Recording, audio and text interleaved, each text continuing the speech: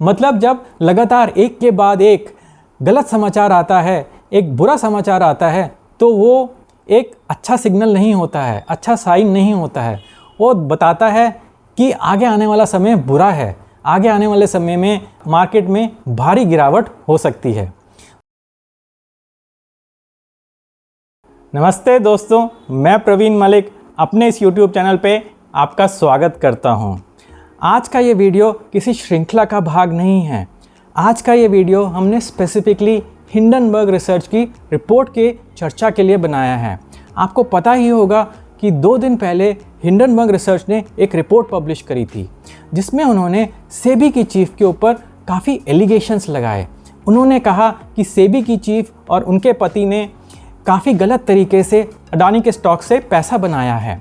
अब ये कितना सच है, कितना गलत, ये तो समय ही बताएगा। तो यह वीडियो हमने रिपोर्ट की सत्यता की चर्चा करने के लिए नहीं बनाया है।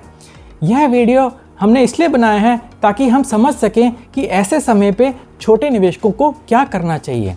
क्या ऐसे समय पे छोटे निवेशकों को मार्केट में अपना निवेश बढ़ा देना चाहिए या फिर अपनी एग्जिस्टिंग पोजीशन से बाहर निकल जाना चाहिए। ऐसा समय अच्छा है या बुरा है, तो इसी बात की चर्चा करने के लिए हमने यह वीडियो बनाया है। तो इसके लिए मैंने एक छोटी सी पीपीटी बनाई हुई है, वो पीपीटी देख लेते हैं और समझ लेते हैं कि ऐसे समय पे छोटे निवेशकों को क्या करना चाहिए। तो पीपीटी का टाइटल है taming the headlines trading on a major news day. मतलब किसी दिन अगर एक भारी भरकम समाचार आ गया, एक मेजर न्यूज़ आ गई, तो उस दिन हमको कैसे ट्रेड करना चाहिए। तो इसके 5 पर्सपेक्टिव्स हैं। 5 पर्सपेक्टिव मतलब इसको हम 5 तरीके से देख सकते हैं, समझ सकते हैं, इसका विश्लेषण कर सकते हैं। तो पहला तरीका है how do you participate in the stock market. मतलब कि आप स्टॉक मार्केट में कैसे पार्टिसिपेट करते हैं, कैसे ट्रेड करते हैं। क्या आप स्विंग ट्रेडिंग करते हैं या इंट्राडे ट्रेडिंग करते हैं या किसी अन्य तरीके की ट्रेडिंग करते हैं। तो जिस तरह की आप ट्रेडिंग करते हैं उसी तरह से आपको रिएक्ट करना चाहिए। तो अभी हम थोड़ी देर में समझ लेंगे कि आपका ट्रेडिंग स्टाइल क्या है और आपको रिएक्ट कैसे करना चाहिए। दूसरा पर्सपेक्टिव है कि what are news channels saying, कि न्यूज़ चैनल्स क्या बोल रहे हैं, टेलीविज़न पे या किसी अन्य मीडिया पे समाचार क्या बोल रहा है, समाचार के चैनल क्या बोल रहे हैं, वो अपना क्या विश्लेषण दे रहे हैं और उसको हमको कैसे समझना चाहिए। और तीसरा पर्सपेक्टिव है what happen to the stocks in question. मतलब कि क्या न्यूज़ आई है और उस पर किस तरीके के स्टॉक्स पे इम्पैक्ट पड़ रहा है। जैसे कि हिंडनबर्ग रिसर्च की रिपोर्ट से अडानी के स्टॉक्स पे इम्पैक्ट पड़ना चाहिए था, तो क्या इस पे इम्पैक्ट पड़ा या नहीं पड़ा, या पड़ा तो कितना पड़ा, आगे आने वाले समय में इन स्टॉक्स पे क्या करना चाहिए। तो ये है तीसरा पर्सपेक्टिव। और चौथा पर्सपेक्टिव है what happened in the broader market. तो इसका मतलब है कि ब्रॉडर मार्केट पे मतलब मेजर इंडेक्सेस पे इस समाचार के आने से क्या फ़र्क पड़ा। मतलब कि निफ्टी पर, बैंक निफ्टी पर, CNXIT पर इस न्यूज़ के आने से क्या फ़र्क पड़ा। क्या इसका इम्पैक्ट काफ़ी ज़्यादा था या कम था या नेग्लिजिबल था, तो इसको भी देखना चाहिए। और 5वां पर्सपेक्टिव है portent of doom, series of bad news. मतलब कि जब सीरीज़ ऑफ बैड न्यूज़ आती है, मतलब एक के बाद एक गलत समाचार आते हैं, तो उसको हमको कैसे देखना चाहिए। सीरीज़ ऑफ बैड न्यूज़ एक गलत सिग्नल है, गलत साइन है।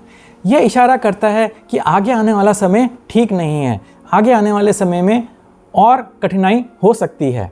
तो चलिए इन 5 पर्सपेक्टिव को विस्तार पूर्वक समझ लेते हैं। तो पहला पर्सपेक्टिव है how do you participate in the stock market.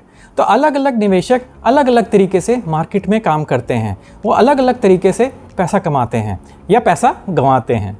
मुख्यतः 4 तरीके होते हैं। तो इसके लिए मैंने पूरी एक प्लेलिस्ट बनाई हुई है। चलिए मैं आपको जल्दी से वो दिखा देता हूँ। तो ये मेरा चैनल है, तो इस चैनल पे एक ये प्लेलिस्ट बनी हुई है जिसका टाइटल है, नाम है 4 ways to make money in stock market। मतलब किन 4 तरीकों से स्टॉक मार्केट में पैसा बनाया जा सकता है। तो आप इस प्लेलिस्ट को देखिए, इसमें वीडियोस को देखिए, तो आप समझ जाएंगे कि किन तरीकों से स्टॉक मार्केट में आप निवेश कर सकते हैं, ट्रेड कर सकते हैं। तो हम 4 तरीके से स्टॉक मार्केट में पार्टिसिपेट कर सकते हैं। पहला तरीका है गैम्बलिंग, दूसरा तरीका है स्पेकुलेशन, तीसरा तरीका है ट्रेडिंग और चौथा तरीका है इन्वेस्टमेंट। और इसमें भी कई अलग अलग तरीके हो जाते हैं। जैसे ट्रेडिंग को हम स्विंग ट्रेडिंग भी कर सकते हैं, इंट्राडे ट्रेडिंग भी कर सकते हैं, पोजिशनल ट्रेडिंग भी कर सकते हैं। तो आप किस तरह की ट्रेडिंग कर रहे हैं? क्या आप गैम्बलिंग कर रहे हैं या स्पेकुलेशन कर रहे हैं? तो गैम्बलिंग और स्पेकुलेशन दो अलग अलग तरीके हैं। यहाँ मैंने एक ही पॉइंट में लिखा हुआ है, क्योंकि गैम्बलिंग और स्पेकुलेशन करने वाले निवेशक पैसा गंवाते ही हैं, कमाते नहीं हैं।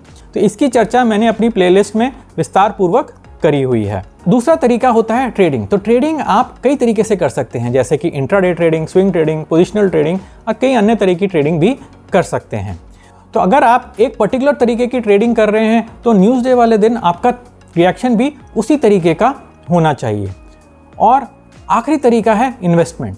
तो अगर आपने इन्वेस्टमेंट किया हुआ है, एक लंबा निवेश किया हुआ है, लंबी अवधि का निवेश किया हुआ है, तो आपका रिएक्शन बिल्कुल अलग तरीके का होगा। चलिए जल्दी से समझ लेते हैं कि इन पांचों तरीकों में क्या करना चाहिए। तो गैम्बलिंग और स्पेकुलेशन तो मतलब जुआ है या स्पेकुलेशन है, तो उसमें तो हम कुछ नहीं कर सकते। अगर न्यूज़ आई है, ख़राब न्यूज़ आई है, तो जैसी न्यूज़ आई है वैसा ही आपको भुगतना पड़ेगा। तो मेरी माने तो कभी भी आप गैम्बलिंग और स्पेकुलेशन ना करें।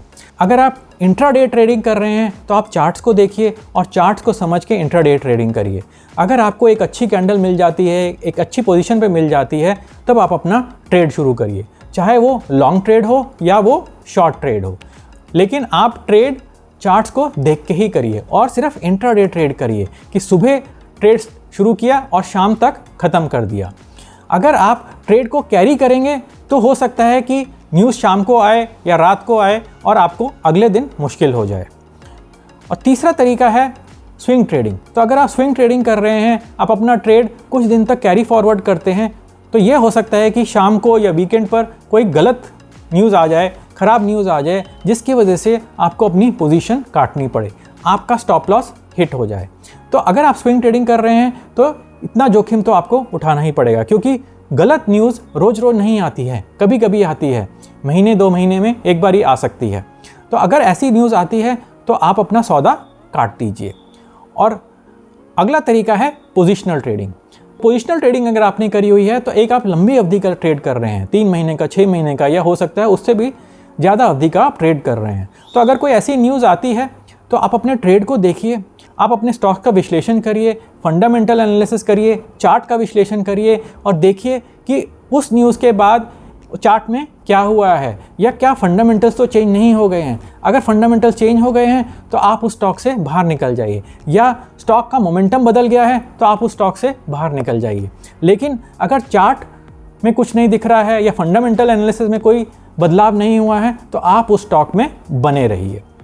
और आखिरी तरीका है इन्वेस्टमेंट। तो इन्वेस्टमेंट में भी यही होता है कि आपने एक फंडामेंटल एनालिसिस करके स्टॉक का चुनाव किया है। तो अगर आपने फंडामेंटल एनालिसिस करके स्टॉक का चुनाव किया और एक लंबी अवधि के लिए निवेश किया है तो आप उस स्टॉक में बने रहें। एक समाचार चाहे जितना भी खराब हो, आपके फंडामेंटल एनालिसिस को नहीं बदलेगा। तो आप एक बारी दोबारा विश्लेषण करके देख सकते हैं और समझ सकते हैं कि उस न्यूज़ से आपके स्टॉक पे क्या इम्पैक्ट आया है। अगर तो भारी भरकम इम्पैक्ट आ रहा है तो आप उस स्टॉक से निकल सकते हैं, लेकिन 90%, 95% केसेस में यही होगा कि उस न्यूज़ का आपके स्टॉक पे कोई इम्पैक्ट नहीं होगा। चलिए अब दूसरे पर्सपेक्टिव पे चलते हैं। तो दूसरा पर्सपेक्टिव है what are news channels saying. मतलब कि न्यूज़ चैनल्स क्या कह रहे हैं, टीवी पे या अन्य मीडिया पे समाचार के चैनल क्या कह रहे हैं। समाचार के चैनल जनरली कुछ कहते नहीं हैं, वो दोनों तरफ की बात करते हैं। वो ये बोलते हैं ये भी ठीक है और वो भी ठीक है। उनको अगर बोला जाए तो वो 24 घंटे एक ही छोटे से टॉपिक पे चर्चा करते रहेंगे, लेकिन निष्कर्ष उसमें कुछ नहीं निकलेगा। वो अलग अलग एनालिस्ट को बनाएंगे, अलग अलग विशेषज्ञों को बुलाएंगे और वो भी दोनों तरीक़ों की बात करेंगी। कोई कहेगा कि अब तो स्टॉक खरीद लेने चाहिए, दूसरा कहेगा कि अब तो स्टॉक बेच लेने चाहिए, तीसरा कहेगा कि आप सिर्फ लॉन्ग टर्म की सोचिए।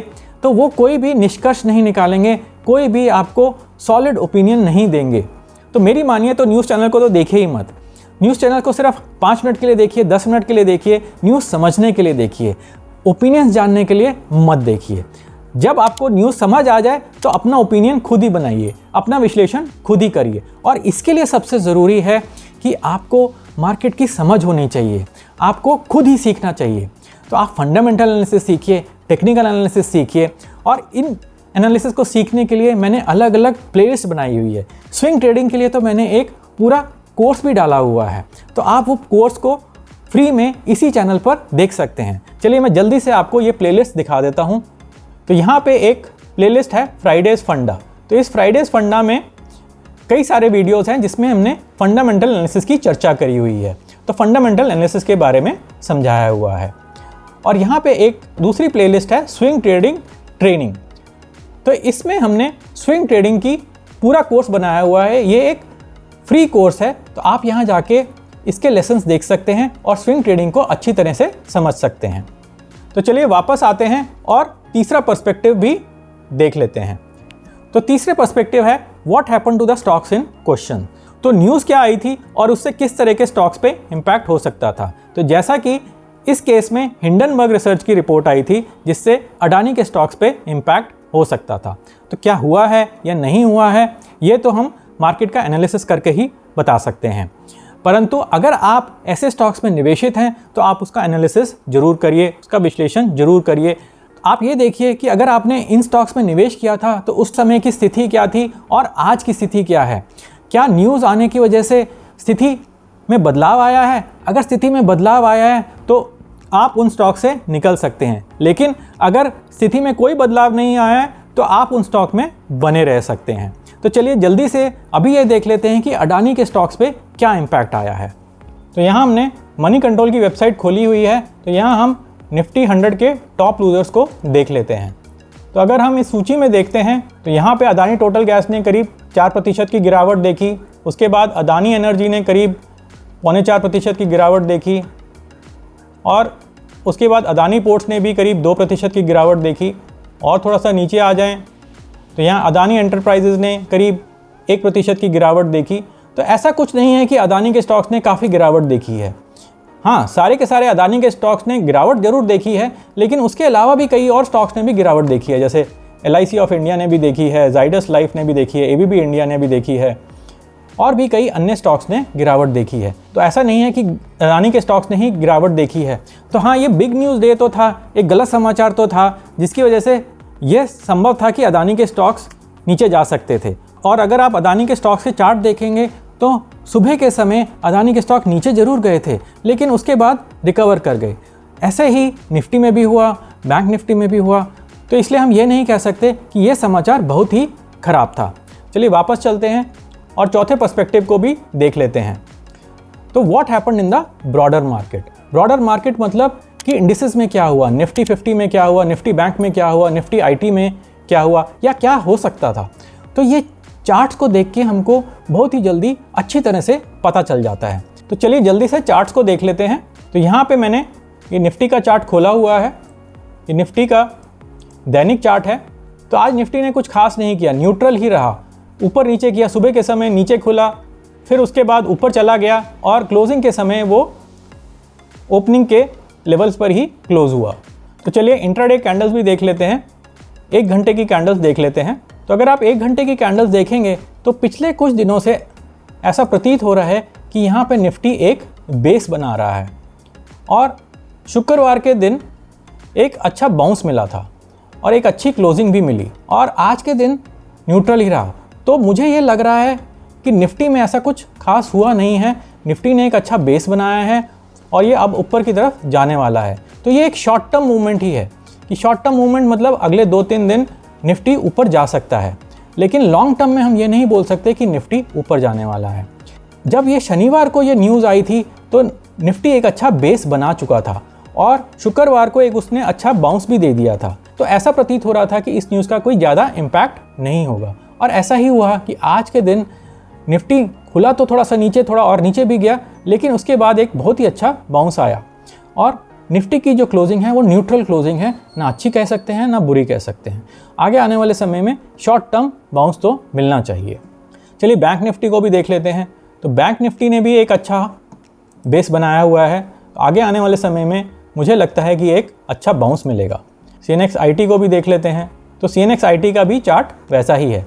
तो जो भी 3 मेजर इंडिसेस हैं उन तीनों का चार्ट करीब करीब एक जैसा ही है। इन तीनों ने एक अच्छा बेस बना लिया है और ये अपवर्ड मूवमेंट के लिए तैयार हैं। पर ये याद रहे, ये अपवर्ड मूवमेंट सिर्फ शॉर्ट टर्म अपवर्ड मूवमेंट है। अगले 2-3 दिन की ही मूवमेंट हो सकती है, हो सकता है इस सप्ताह तक रह जाए, लेकिन उससे ज़्यादा की नहीं है। तो अगर हमको निफ्टी का विश्लेषण करना है और इंट्राडे ट्रेडिंग करनी है तो हमको दिन प्रतिदिन ये विश्लेषण करना पड़ेगा। ऐसा नहीं है कि आज मैंने बोल दिया और 1 महीने तक वो विश्लेषण कामयाब रहेगा। हो सकता है कि हमको कल दोबारा विश्लेषण करना पड़े, परसों फिर विश्लेषण करना पड़े, तो ऐसे हमको रोज़ ही विश्लेषण करना पड़ेगा। परंतु अगर हम आज न्यूज़ डे को देख रहे हैं तो न्यूज़ डे का मेरे को लगता है कि निफ्टी पे या ब्रॉडर इंडेक्सेस पे कोई खास इम्पैक्ट नहीं था। तो चलिए वापस चलते हैं और आखिरी पर्सपेक्टिव भी देख लेते हैं। तो आखिरी पर्सपेक्टिव था portent of doom, series of bad news. मतलब जब लगातार एक के बाद एक गलत समाचार आता है, एक बुरा समाचार आता है, तो वो एक अच्छा सिग्नल नहीं होता है, अच्छा साइन नहीं होता है। वो बताता है कि आगे आने वाला समय बुरा है, आगे आने वाले समय में मार्केट में भारी गिरावट हो सकती है। तो मुझे ऐसा लग रहा है कि पिछले कुछ दिनों में 4 भारी भरकम न्यूज़ आई, लेकिन क्योंकि ये बुल मार्केट है तो मार्केट वो 4 भारी भरकम न्यूज़ को डाइजेस्ट कर गया, और डाइजेस्ट तो किया ही, डकार भी नहीं लिया। तो कहने का मतलब ये है कि न्यूज़ आई, न्यूज़ में मार्केट ने थोड़ा सा रिएक्ट किया और उसके बाद फिर ऊपर चलने लगा। तो चलिए जल्दी से देख लेते हैं कि क्या क्या न्यूज़ आई थी और उसमें मार्केट का रिएक्शन कैसे रहा। तो 4 जून को लोकसभा के इलेक्शन के रिजल्ट्स आए, जो रिजल्ट्स मार्केट की अपेक्षा के नहीं थे।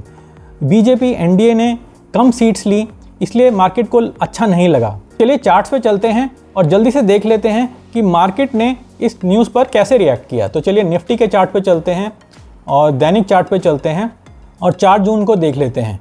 तो 4 जून की कैंडल एक बड़ी बेरिश, भारी भरकम बेरिश रेड कैंडल है। तो ये रेड कैंडल तब बनी जब मार्केट को लगा कि बीजेपी एनडीए की सीट्स अपेक्षा से कम आने वाली हैं। मार्केट को उम्मीद थी कि बीजेपी एनडीए को 300 साढ़े 300 से ज़्यादा सीट्स मिल जाएंगी, लेकिन बीजेपी को 240 सीट्स ही मिली। तो जब उनको लगा कि ये 240 सीट्स मिल रही हैं और ये मेजॉरिटी से कम हैं, तो मार्केट ने एक भारी भरकम गिरावट देखी। लेकिन अगले दिन ही मार्केट संभल गई और उसके बाद तो ट्रेडर्स के वारे न्यारे हो गए, बुल्स के वारे न्यारे हो गए। तो देखिए तो सही कि किस तरह से उसके बाद निफ्टी ने मूवमेंट दी है। तो चलिए ये एक भारी भरकम ख़राब न्यूज़ थी और मार्केट उसमें रिकवर कर गई। अगली न्यूज़ को भी देख लेते हैं। तो अगली न्यूज़ थी 23 जुलाई को, जब माननीय वित्त मंत्री ने एलटीसीजी, एसटीसीजी और एसटीटी के टैक्स रेट बढ़ा दिए। तो 23 जुलाई को जब टैक्स रेट बढ़ा दिए थे तो मार्केट ने एक डिप लिया और भारी भरकम डिप लिया।